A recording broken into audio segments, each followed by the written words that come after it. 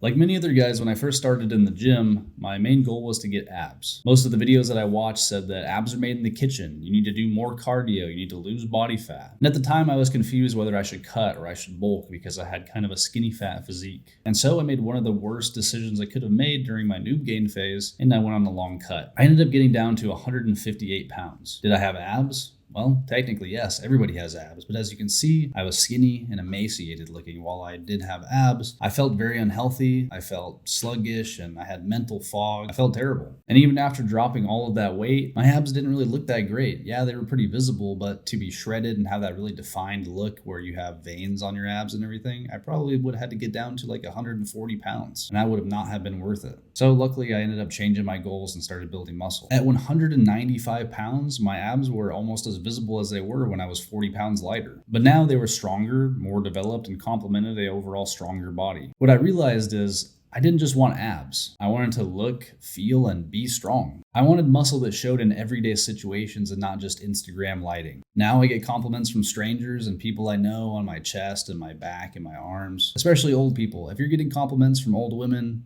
or old people in general, you know that you've made some gains because they have no reason to lie to you. That's a good barometer to know if you've made some good gains, I'm just saying. Today, I'm much happier with my body. I feel healthier and stronger than I ever did, especially when I was down there at 158 pounds, emaciated and starving myself just to have abs. But keep in mind, there's also a balance. For me, 195 pounds was getting pretty heavy. I started feeling winded. I wasn't as comfortable walking up hills and going upstairs, and I knew that I needed to take a break, and so of course I went on another cut. However, unlike other bulks I did in the past, it took me a long time to get to that point. I bulked for nearly 8 months before I started feeling like I needed to make a change. Why, you might ask? That's because I did the right thing.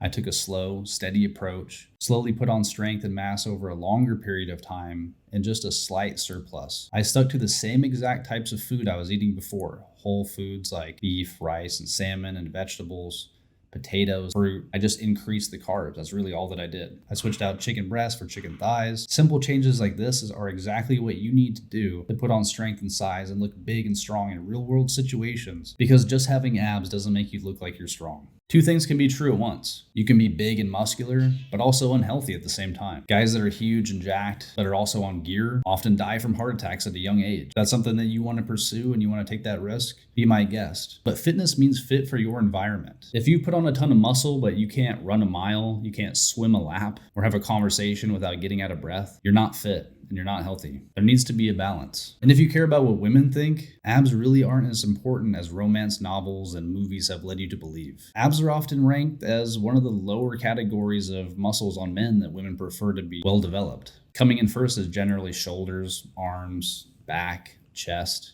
Abs are pretty far down on the totem pole of what women are looking for in a man's physique. And in general, most women care more about strength and health over having six-pack abs. And now I know it's true that women will say one thing and mean another, and that happens quite often. But the majority of women would choose a guy with no abs who's big and strong. It looks like they can protect them and their family if they have one in the future, over some guy who's emaciated but has a six-pack. While muscle is not everything to women, women are looking for a guy who's strong and can protect them and protect your family. And if you can't take care of yourself, how are you going to take care of them?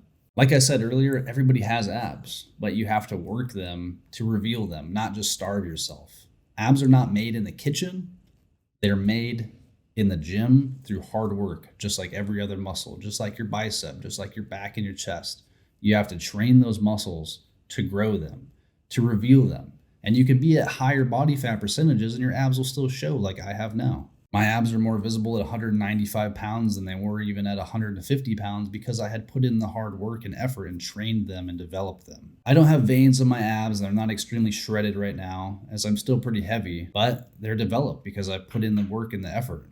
And I'm still continuing to do that. And I expect that they'll be even more visible at higher body fat percentages and higher body weights as I continue to train them, just like you should as well. Even if you want to be shredded and have your abs popping, they're going to look much better if you've trained them and put in the work.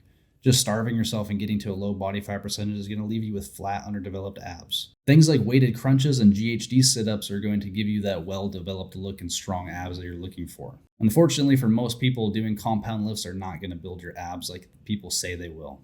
You might get some core strength out of it, but you're not going to get a well-developed six-pack just by doing deadlifts and squats. Shout out to Bald Omni-Man. I actually sent him a DM with some questions about how I should train my abs. He has crazy abs if you've never seen him before.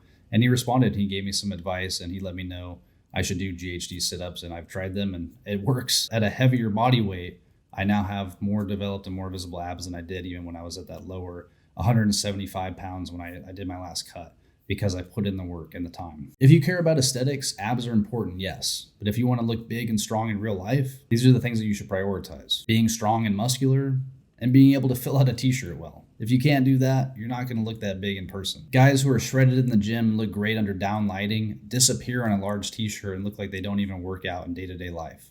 You don't want to do that. Again, the more work you put into your abs, the more visible they're going to be at higher body fat percentages, so you don't have to constantly obsess about being extremely lean. If you have questions about ab training or anything else, be sure to leave a comment down below. Although I don't have an extremely developed core, I have shown that putting in the work and using progressive overload and using weights on your abs is exactly what you need to do to have them be more visible at higher body fat percentages, and when you cut down, for them to look way better than they would have if you were just focusing on starving yourself. Focus on building muscle, getting stronger, and be consistent with your ab training, and you'll look great at higher and lower body fat percentages.